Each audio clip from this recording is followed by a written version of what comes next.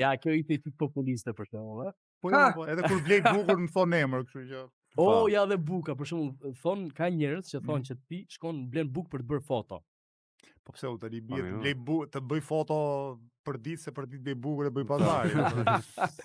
Domethënë nuk e bën për dal bukur në foto që ja. S'kam dalë në foto. Se për shembull, se haj bukë. Kështu thon njerëzit për shembull që thon Arlindi është shumë populist. Domethënë në kuptimin për të bërë pra si popull, që nuk ja që thjesht. Që merr autobusin edhe që në thelb nuk ja që thjesht po nuk ke atë me bekun për shkuar. Domethënë për t'i pëlqyer Matias mua, Antonios. Para një sy kam para se në autobus, kështu që. Na e futi. Ne në vizim me makinë. Kemi lekë. Kam një jetë që përdor autobusin, është mënyra më e thjeshtë për të shkuar nga shtëpia ime në fakultet, më e lirë, nuk e kokçarje ku do parkosh makinën. Po, shumë e vërtetë. Kështu që më mirë autobusin. Alban, përshëndetje. Përshëndetje Tirana. Nga Prishtina. Dhe tani jemi midis 3 aktorëve dhe 3 kaçurrelsve. Po pra, unë as aktor as kaçurrel. Që ti bëjnë nervat kaçurrel, kështu që lëm si ti.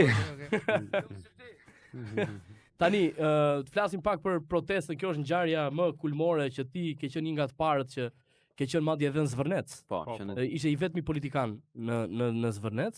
Bashkë me Redi Muçin, deputet e Lëvizjes Bashkë. Sigurisht. Edhe me shumë aktivistë Lëvizjes Bashkë, në këtë kuptim. Po, tani kjo protesta është politike duke e parë në këtë kontekst që ju keni qenë, po themi, jo prijes, po keni qenë pjesëmarrës. Se kjo protesta është thirrë nga njerëzit e pavarur. Ne si parti detyrën tonë kemi bërë para protestës. Flas për protestë e madhe të Tiranës. Po. Do të thënë aty ku s'kishte shumë njerëz, aty ku duhej ngritur zëri sepse kishte pak vëmendje. Sot tani jemi si gjithë qytetarët. Sot, edhe sikur ne tërhiqemi fare nga protesta do vazhdoj të jetë i lloj. Kështu që nuk do t'i japim vetes asnjë lloj merite për çfarë po ndodh në mënyrë historike këto ditë në Tiranë. Protesta është qytetare funde krye, por ama interesante është që pavarësisht se është qytetare, kërkesat janë politike. Çdo më thënë kërkesat janë politike. Se kërkohet dorëheqja e qeverisë. Politika është qytetari bërje. Pikërisht pra, domethënë në këtë kuptim, qytetarët kanë një ndërgjegje tashmë aq të lartë, saqë kërkojnë një zëri dorëheqjen e qeverisë, kërkojnë Rama dhe Berishën burg, kërkojnë rrëzimin e një varg ligjesh problematike. Kështu që interesante a bëni pyetje të lutem qytetare. Sa shumë interesant edhe në Prishtinë u përcjell kjo protestë me vëmendje. Se na ndomin do që dojna Berishën, s'dim pse e dojmë, edhe do që dojna Edi Ramën. E tash ti protesta po dën shkarkimin e dyve. Kon po na lojni, kon do të me dorta. Kon do të me dorta vëlla. Cila është adresa? Ka ardhur koha me ndryshu adresën e dashurisë. Po tani, e rëndësishme është që duam njëri tjetrin, si popull. Patjetër. Është protesta popullore e qytetarëve e shoqërisë shqiptare. Edhe pastaj kur vi puna e dashuria politike që do vi më vonë, se s'është koha tani, pastaj thjeshta duhet të gjykojmë objektivisht edhe të shohim se cilat janë alternativat më të mira. Po edhe e përdore çik këtë po Alban, më fal. Lutem se një nëmpytje. Vazhdo. Po nëse ata po kërkojnë dorëheqjen e dyve, a kanë ndonjë ofertë? Kush është ai që do vazhdojë Shqipërinë? Çfarë ndodh nëse kjo është pyetja. Mirë ku ky, po kush do vi? Po pra, çe po plotësohen dëshirat e protestuesve. Çka ndodh? Kush është i treti? Parakoshme dhe po prap ta do kandidojnë. Po, a kandidojnë? E prap ta do fitojnë. Sërish qeveria që jep dorëheqje. Kushdo që është jashtë burgut, nuk është dënuar me vendim formës për nga gjykata, ka drejt të kandidojë. Po, okay. Në këtë kuptim nuk u heqim dot të drejtën ligjore për të kandiduar. Po, në thelb nëse unë jap dorëheqjen, mund të rikandidoj dhe pse dash dorëheqjen? Patjetër, sepse është demokratike. Jep dorëheqjen, po, nga pikpamja politike është turp të rikandidosh. Nga pikpamja ligjore. Nga sedra, si të po, ata s'kan turp pas sedër, kështu që nuk do e ribëjnë. Nëse mbajnë zgjedhjet nesër, unë besoj që Edi Rama dhe Sali Berisha do të pësojnë një katastrofë elektorale. Se kush do fitoj pastaj e di shoqërinë. Nëse nesër këtu ndole, do ishe kryeministër. Vendimi i parë që do firmosje. Po me që jemi tek protesta, do anulloja projektin që ka nisur në Zvërnec, e pastaj në Rjoll e shumë kund tjetër. Okej, shumë i qartë. Me që jemi në val, ka shumë gjëra që duhen bërë ditën e parë, ka shumë firma që duhen hedhur ditën e parë, ka shumë ligje që duhen abroguar, domethënë si ai investimeve strategjike, si ndryshimet në ligjin për zonat e mbrojtura, për trashëgiminë kulturore, si paketa e maleve. Ka shumë ligje të këqija që duhen zhbërë dhe zhbërja është e kollajt, sepse me shumicë parlamentare ja vë kryqin brenda një dite, mirë pastaj duhen menduar ligje të reja dhe pastaj ne për këtë kemi një program të gjerë të gjatë qeverisë. Në fakt keni qenë vetëm parti me një program të mirë përcaktuar edhe në zgjedhjet e 187 faqe program. Si ka bërë njëri në 30 sa vite politik në Shqipëri. Tani mos e përdor edhe çik të protestën për ta pjesë shpalos një pjesë të këtij programi me stil. Si ai që me stil. Shiko, apo jo. Patjetër që në rrjetet sociale unë jap mendimet e mia. Edhe një nga gjërat që kam bërë para 1-2 ditësh mos gaboj, është që kam shkruar një 3 faqe Wordi. Edhe kam thënë që për mendimin tim, ky duhet të jetë këndvështrimi i duhur për zhvillimin, sepse Edi Rama hodhi një sfidë, tha, "Ore, ç'a zhvillimi doni ju? Këtë që bëj unë apo këtë që duan këta të tjerë?" Dhe për t'u përgjigjur interesit publik, por po që si është ajo ideja që dakor, do ikin këta, do iki ky model i keq zhvillimi, po çfarë kush është ai? Po poshtë rritë kështu me radhë. Po, ç'a vjen pas? Duhet që përveç se prezantosh veten, lëvizjen e kështu me radhë, po që kjo tashmë është dytësore se shumë njerëz na njohin, duhet paraqesim idetë tona. Ore, për çfarë qëndrojmë ne? Po jo thjesht kundër kujt jemi, ose kundër ç'është politika jemi, po shumë e rëndësishme të kjo shërbeu në një farë mënyrë që ishte e pashmangshme. Dhe me sa vura re unë nuk kisha pritshmëri të mëdha që për një shkrim të natyrës programore do të kishte një interes të madh, po pash që e kishin botuar portale, kishin hyrë njerëz në diskutim, do thotë ka një etje edhe për ide, jo vetëm për simbolika, që është e rëndësishme, po edhe për ide. A bën me botë tash një pyetje Kullerski themi ne këtu në Prishtinë. Hajde Alba. A nuk keni qef ju në Shqipni me pas një vend ku Madonna vjen i kalon pushimet, Snoop Doggi, Matt Damon, njeriut më pak cool të mundshëm në Tiranë. Prandaj po e bëj. A s'keni qef ju me arë Madonna mi kalu pushimet në Shqipëri? Jeni kundër kësaj? Kam frikë që përgjigja ime do jetë jo përfaqësuese, do shkojnë sinkron me atë komunitet të jetë minoritar njerëz që jo cool, po gjithsesi unë do përgjigjem që zhvillimi një vendi e përparimi një vendi nuk ka të bëj fare me ku lajnë këmbët vipat. E rëndësishme është që të kemi investimet e duhura në industrinë, teknologji, të investojmë aty ku duhet inteligjenca dhe kreativiteti. Dhe jo thjesht të hedhim beton, të ngrejmë resorte turistike për miliarder, të cilët edhe konsumin pastaj e marrim me vete, domethënë ushqimin e gjithçka tjetër, dhe nuk lejnë pothuajse asgjë mbrapsht për komunitetet e zonës përveç se një punësimi, ta themi kështu, të dorës tretë edhe impaktit të dëmshëm natyrë. Cili do ishte vendi më i mirë për të investuar atë shumë parash? Pra, nëse jo për turizmin ose në këtë rast për zhvillimin e një resorti turistik për të ardhur në zonë. Që si të ardhur mbrapsht. Po, e tha pak a shumë po. Po, bujqësia për shembull nëse ju do e keni në dorë, pra do investoni ku në cilën fush për të arritur këtë zhvillimin e madh. Shiko, te qershit. Turizmi në bunkera ka një përparësi. Tash jemi kaçurelsa kujdes. Ide interesante. Po bunkera kemi bollë, kemi me teprit. I kemi prish. Duhet mi restauru. Po jo më është e vështirë me i prish. Nuk prishin ata, janë bunkera prej vërtetë ata. Ata do rezistojnë edhe pas ja 3000 vjetësh, kur të edhe arkeologët do kenë shumë të kollaj të zbulojnë gjurmë qytetërimeve. Kaluara. E kërkoj gjes për humorin tim, ha. Se po do kështë shumë serios, nuk e di hap ma kupton humorin.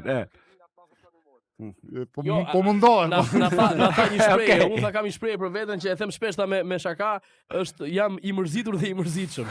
Në fakt nuk duket, nuk është ai. Nuk dukesh. Jo, nuk është. Jo.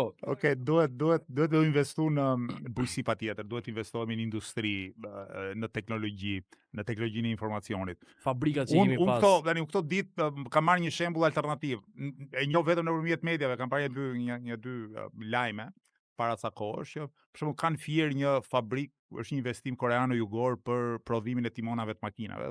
Sa mirë them. Po, se është tamam rritje industriale dhe ka dhe diçka industria që industria mban punë 12 muaj të vitit, ndryshe nga turizmi që pas 3 muajsh je pa punë. Kush do lahet 3 muaj gango, 9 muaj lango. Kush do lahet zvërdec pastaj. 9 muajt e tjerë. Kështu në këtë kuptim do të jemi përparësi investimeve në industrinë, bujqësi edhe në shërbimet e kualifikuara. Pra aty ku nevojitet më shumë inteligjenca edhe puna e kualifikuar. Edhe për interesin ton si artist të katërt që jemi këtu, por edhe përgjithsisht në shumë diskutime që bën, një ndër pikat, nuk po them për ju, po një ndër pikat kryesore që nuk përmendet shumë dhe nuk bëhet ky premtimi ose investimi është fusha e teatrit. Statusi i artistit. Statusi bravo. i artistit. A ka një plan projekt sepse Pra, është gjë më plasi për luftë, teatrin. fondet e luftës nuk janë prekur të artit në përbot, ndërsa tek ne është mendoj fusha më e prapambetur dhe lihet më e pazhvilluar. A dini që Mendimin personal, në këtë programin voluminoz 187 faqe, ne kemi një kapitull të veçantë për kulturën, edhe për artin, edhe kemi edhe ndër pjesët e propozimit tona kemi edhe statusin e artistit. Edhe na kanë ndihmuar për atë pjesë të programit kolegë dhe dashamirës nga fusha e arteve, profesor, kam përshtypjen mund të kenë edhe profesor tuaj. Ata që na dhanë numrin tënd për të fituar në emision. E morën. Ata kanë kontribuar mjaft në programin ton për artin dhe kulturën. Diçka që mund bëhet kollaj, mendoj unë, është rritja e buxhetit. ABC-ja, po s'bëre atë, pastaj sikur sa duhet vërdall, tipo duhet rritur buxheti për artin, për kulturën, për sportin. Un kam pas një dhe do e ripropozoj kur të bëhen zgjedhjet lokale përsëri në Tiranë në 2023-shin. I frymzuar sepse ndjek në rrjetet sociale ato që quhen festivalet historisë, filozofisë, letërsisë. Dhe kam menduar drejt haj pse mos organizoni festivale të tilla të përvitshme edhe në Shqipëri. Siç bëheshin më përpara, edhe ato kanë qenë Dhe sigurisht kjo do buxhet, patjetër, do mirë organizim, po këtu hidhen para talentësh. Këtu hidhen para. Çka merr një pyetje që kisha fiksim të ta bëja me vite. Jo, më mbrapa, po më që përmendë zgjedhjet lokale. Këtu punon edhe Florian Binaj. Ka emision Rikoshet. Po të kishte ftuar Flori, do t'i shkojë në emision? Unë shkojnë çdo emision. Kam aq pak ftesa, sa që nuk lë asgjë. Pastaj u kam shkuar te Blendi Fevziu, po s'ka. Tallës i tani. E bukur është kjo. Nice. Shpërndaje. Albani tha pak më parë që okay, ja iku ky tha, po kush do vi? Domethënë, dhe unë me çka kam parë, dy personat që janë po themi përfaqësuesit më të denjtë të opozitës shqiptare. Njëri është ju së bashku me Redi Muçin, patjetër. Dhe i dyti është Agron Sheaj në optikën time dhe në opinionin tim, që po bën një opozitë shumë pastër dhe nuk është se po përfiton nga këto, po ju keni patur një qasje shumë të ashpër ndaj tij. Domethënë, mos ju bën kjo një figurë paksa të keqe, në thonjza le të themi që me kundërshtarin tuaj direkt, po themi. Tani, kur hyn politika dhe debate politike, duhet i bësh debate politike. Dhe duhet ta thuash vërtetën, qoftë kjo e hidhur për atë që ke përballë, po e hidhur edhe për ata që e simpatizojnë. Madje ka njerëz që i simpatizojnë të dyja palët, që hyn debat. Edhe po problemi që duhet thonë e vërteta, nëse unë mendoj që diçka është e vërtetë. Tani nuk dua që ta bëj debatin këtu me Agronin pa qenë ai pranishëm dhe filloj të rendis 1-2-3 gjëra që nuk është etike. Jo, patjetër. Ta bëjmë atë. Kështu që në këtë sens po themi që nëse jo të bashkëpunoni sepse ju nuk jeni armiku i përbashkët, këtë do ta thotë Ermidi. I keni shumë të kundërta, por ndoshta duhet jeni paksa më tolerant për të qenë ndoshta më të fortë përballë atij që kërkoni të rezolvoni. Ne pak tolerant me mirëtitje. Si Lvizje Bash nuk i kemi kërkuar asnjëherë sherrën dhe konfliktin për hir të konfliktit. Ajo që është parë si konflikt ka qenë zakonisht kur kemi qenë debate televizive dhe kur janë debate televizive tani aty do të diskutosh. Por po ti je pro sindikatave apo kundër sindikatave? Tani unë jam pro sindikatave. Që zoti Sheaj është kundër sindikatave. Atë të debatojmë aty tani, se nuk po, është pikpamje. Po pse jeni pro sindikatave? Po sepse mendojmë që punëtorët duhet të kenë drejta. Edhe punëtorët nuk mund të sigurojnë dot drejtat nëse nuk kanë organizim kolektiv. Po çel punëtor, këta punëtor do zaventohen për 20 vite me teknologjinë artificiale. Për çel punëtori të fol. Po punëtorët e para që punojnë sot, edhe shohim kush do zëvendësohet e si do zëvendësohet pas 20 vjetësh, se shumë parashikime kanë dështuar në fushën e ekonomisë, përgjithësi fushën sociale. Po në këtë kuptim, punëtori kur është vetëm është i friksuar, është edhe lehtësisht i shfrytzueshëm. Prandaj duhet organizimi i vendit të punës që ai të gëzojë drejta si të gjithë qytetarët e tjerë. Për ne pak në si Lvizje Bash kjo është shumë e rëndësishme. Por nëse është ligji, po nëse është ligji i punës, po ligji nuk zbatohet. Po ja pra këtë duhet të kesh punës, kodi i punës në Shqipëri, më lejo të përgjigjem. Kodi i punës në Shqipëri të jep të drejta, po këto drejta nuk zbatohen, sepse nuk ka institucionet shtetërore janë të komprometuara për nuk bëjnë punën e tyre, dhe nga ana tjetër punëtorët e kanë të pamundur ose shumë të vështirë të organizohen. Po ju marr një rast. Sipas kodit të punës në Shqipëri, çdo punëtor ka drejtën të organizohet në një sindikat. Dhe askush nuk mund ta heq nga puna për shkak të antarësisë në një sindikat. E shtroj pyetja, pse asnjë nga punëtorët nuk guxon të organizojë sindikat? Sepse ka frikë, sepse po e bëri këtë gjë do heqin nga puna dhe ligji nuk e mbron, pra ligji e mbron në letër. Dhe janë sa sindikata koca për sy e Ato janë, ata si janë pa antare, është sindikata ditën e 90 që është vetëm kryetari i sindikatës edhe 2 veta që kanë 30 vjet që spunojnë. Dhe që nuk përvajsojnë asnjë tjetrin atje një herë kur krijoi një grup WhatsApp-i për mbrojtjen e teatrit, zot çau bë aty ajo sindikata, po mos ti përmendi me emra dhe se çu bë. Arlind, sa mendon se duhet të jetë paga minimale në Shqipëri? Në programin ton të 2025-s, ne propozonim pagën minimale bruto 600.000 lekë vjeta, ose 60.000 lekë të reja. Sigurisht që duhet të rimenduar sot. A bën me euro këne kana? Inflacionin 600 euro. Okej. Duhet të jetë 600 euro paga minimale bruto. I kemi mundësi, domethënë, shumica e ndërmuese e vendeve të Ballkanit i kanë më bruto apo aq është paga shumë? Jo, është 500 sot është bruto dhe me gjitha nuk zbatohet në shumë sektorë. Vazhdojnë akoma këto zarf, kaq të zarf, kaq do mi kthesh mbrapsht, kaq llogari. Pikërisht, domethënë. Po thash, ky ka qenë propozimi i 2025, tani nëse do mbahen zgjedhjet parakoshme pas disa muajsh, siç do donim ne të mbaheshin, atëherë do të ulemi sërish, do të analizojmë të dhënat ekonomike, do të dalim me një propozim që besoj do të jetë më i lartë. Por nuk jam në gjendje ta them tani se nuk është serioze që njeriu të ketë çdo javë nga një propozim për pagën minimale, do të ketë një mini studim përpara. Nuk është serioze të rritën çmimet çdo ditë. Po pikërisht. Pra, pyetje, të lutem sepse kjo është një gjë që na prek shumë direkt. Të shpitë, di ku do dalësh çiftet e reja. Ne çiftet e reja të shkreta që po punojmë nga 3 punë. Ne çiftet e reja po bëhen atë vjetër çat reje. Tamam po bëjmë të vjetër dhe ende është bërë si ëndra e madhe të paturit një shtëpi. Me qera sot është merr, imagjinoje të blesh një. Çfarë mund të rregullohet? Çfarë mund të jetë një pikë, jo që ta marr gjysmë çmimi, e ke parasysh, po që të më ndihmoj të paktën të kem një suport ekonomik ose nuk e di. Ka nevojë për suport ekonomik, por përpara suportit ekonomik ka nevojë për masa rregulluese që e ulin çmimin. Mund të ulet çmimi? Mund të ulet sepse çmimi sot është i fryrë në mënyrë artificiale. Pra nuk i përgjigjet një kërkese reale.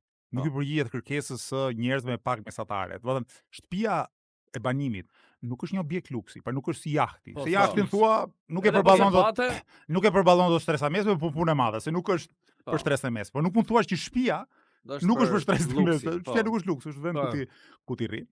Tani në Shqipëri dhe në Tiranë të gjitha, çmimet e apartamenteve janë jashtëzakonisht të shtrenjta, sepse këtu pastrohet para e pisët, e krimit të organizuar, e korrupsionit, ka shumë spekulim imobiliar.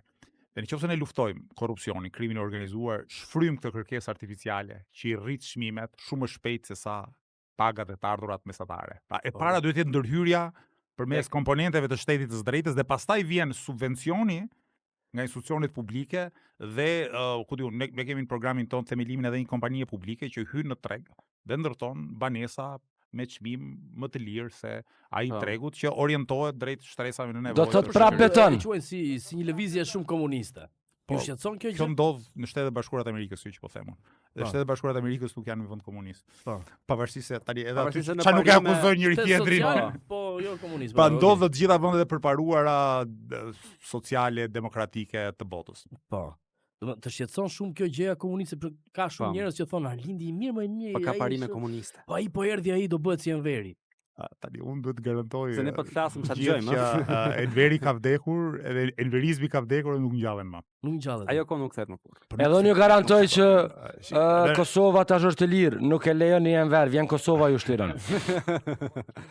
Tashi Lediani nga imagjinoni vetëm diçka, ti thosha, domethënë që në kohën e dikurshme, shteti ty, qeveria të përcaktonte mënyrën se do visheshe edhe muzikën që do dëgjoje. A mendoni që ka fort sot në botë?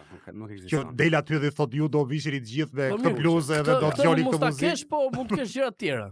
Po nuk ka, pra se ai ka qenë një sistemi totalitar që është i papërsëritshëm.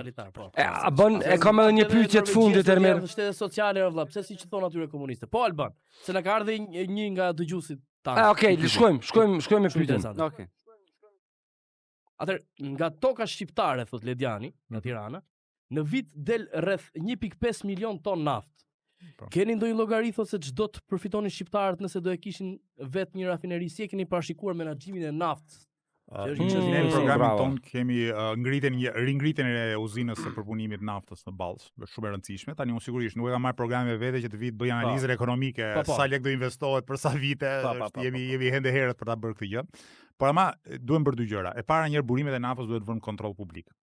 sot përmes kontratave koncesionare korruptive e menaxhon një kompani e huaj, kineze, dikur ka qenë kanadeze, pastaj tani është kineze, Bankersi. Edhe këta kanë shumë vite që s'paguajnë as taksat. Bëjnë evazion fiskal, nuk e çajnë.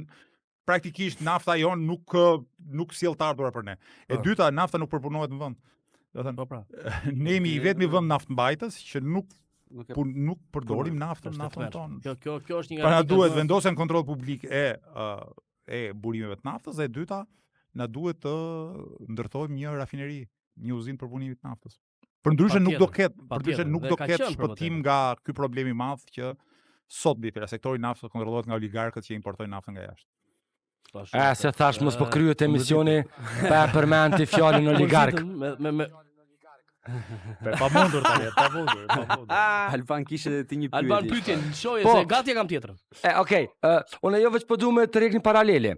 Kemi pa protesta shumë të mëdha kur ka dashur me stadioni me u renovu, bla bla bla bla, të njëjtit protestues kur ka përfundu stadiumi Air Albania, kanë dalë fotografi edhe janë fry. Ç'më ja shpjegu, janë fry me të, domethënë. Po, janë hap. Janë krenu, po. Janë krenu, po. Ato ndodhe njëjta me këtë projektin e Zvërnitit. Do shkojmë të qesim selfie dhe do krenohemi me të. E para një aty nuk do të lejë njëri të afrohesh me kilometra herë të Zvërnet, sepse do jetë... Pse kjo panik dhe paranoj, pse? Pse do të lejë? Do jetë zonë ekskluzive për miliarderët, po tani, ai të investoj miliardat aty edhe të vish ti me kanatiere të i dalësh te deti. Po pse mos të dalësh? Do jetë zonë ekskluzive. Po nuk të lënë more se ai po e ndërtoi e do zonë ekskluzive, sepse nuk e do që të vish ti shesësh kokoshka aty apo të futesh në det me kalamajt e tu. Po të marrushën. Në këtë kuptim, ajo edhe duash nuk do e shohësh do shohësh me dylbi në rastin më të mirë. E dyta, kur është ndërtuar stadiumi i ri, u prishi vjetë, u ndërtua i riu, me thënë drejtë s'ka pas asnjë protestë në Tiranë. Asnjë. Do mund të ketë pas, ku diun, njerëz trashëgimisë kulturore që kanë shkruar. Edhe u rit fakt ajo fasada pak. Për mendimin tim do i ruajtur i gjithë stadiumi dhe stadiumi i ri do i ndërtuar diku tjetër. Po. Po ky është mendimi im, ka qenë mendimi im si intelektuale kështu. Teatri ka qenë akoma, teatri po ka pas rezistencë qytetare, sepse ka pas protesta të vazhdueshme, ka pas dhe protesta masive, kështu që dhe teatri nuk kemi akoma, ndërtesë teatrit nuk kemi akoma. Se kemi bërë atë foton akoma. Kështu që dhe unë mendoj që teatri duhet ruajtur se s'bën, sigurisht duhet mirëmbajtur. Se ishte monument kulture, ka qenë monument kulture deri para se ta hiqnin. Je i Sorosit ti?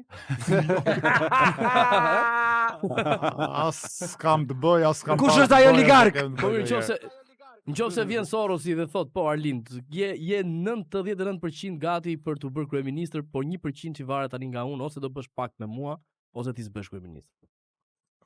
Kthehem në fakultet, edhe jam rehat aty ku jam. As bëhet fjalë, njeriu duhet bëhet kryeministër vetëm duke pas borxh popullit. Po ja pas borxh dikujt tjetër, nuk është më kryeministër, është thjesht shërbëtori atij që ka vënë aty. Tani ca pyetje të shpejta dhe e mbyllim. Hajde. Shumë faleminderit. Libri i fundit që ke lexuar? Tani duhet i ndajmë çik, sepse janë libra profesional, unë lexoj nga 3-4 paralelisht, se më duhet për studive, që jo. Po, s'ka problem. Libër antistresi, libër po të flasim për letërsinë, domethënë, i fundi që kam lexuar është Italo Calvinos, Le città invisibili, pra qytetet e padukshme. Okej. Që flasim libër letrar që njeriu e lexon për qejf, po librat profesionit pastaj t'ju lodh kokën tani apo politika. Nuk e njohim. Si pasion kështu, si pasion futbolli, kuptimin që futbolli me Partizanin, me disa skuadra në Shqipëri tani gjithë me kombëtarën e Shqipërisë, po këtu s'bëhet diskutim fare. Pastaj kur vit punat e skuadrave të tjera unë ndjek shumë futbollin. Jam me Partizanin në Shqipëri, që kam qenë Kalama. E në futbollin ndërkombëtar jam me Bayernin Munichut edhe me Romën. Super. E dija që ishte me Bayernin, kishte një. E ke lexuar Kurbanin? Jo. Kafe apo çaj? Kafe. Tirana mbas 10 vitesh, më mirë apo më keq? Unë besoj shumë më mirë. Një politikan shqiptar që do ta ftonit për kafe. Do të thosha Redi Buçi. Përveç Redi Buçit. Se i kisha thashë ja them përveç Redit, përveç Redi Buçit. Përveç Redi Buçit. Shqiptar thori u kuptimin përgjithësi, po ku diu Albin Kurti në rit. Mos ti thua këtu ti jemi te lagja ajo, po te lagja. Albin Kurti quhet. Mos të përzit Alban. Dikur kam pas pirë kafe, domethënë vite shumë të shkuara përpara, domethënë, kështu që do ishte as teorisi e madhe. Një gjë që shqiptarët e kuptojnë gabim për Arlind Qorin. Po këtë nofkon si komunist, një pjesë e qytetarëve për shkak dezinformatave të Dhe e fundit, a do të mërzitesh nëse unë do t'imitoja në portokalli dhe jo vetëm? Do më bëj shumë qefin. Okej. Ishim me Arlin Qorin dhe vazhdojmë t'jemi zonja dhe zotrinj. Shumë faleminderit. Faleminderit non. Respekte. Si thot Gjenzia, shumë chill, shumë chill. Po, edhe do ishte biseda akoma dhe më e gjatë sepse shumë kemi pyetje dhe shumë orarin. përgjigje jepen, por nuk kemi mundësi për kohën. Shumë faleminderit që ishin në studio më ne. Ju falenderoj ju. Okej, shkojmë direkt te ata që na mbushin bankomatin Alban. Po pra. Rita Ora, praising you. Go. Oh yeah. Asking Rita, who is it? Is it true?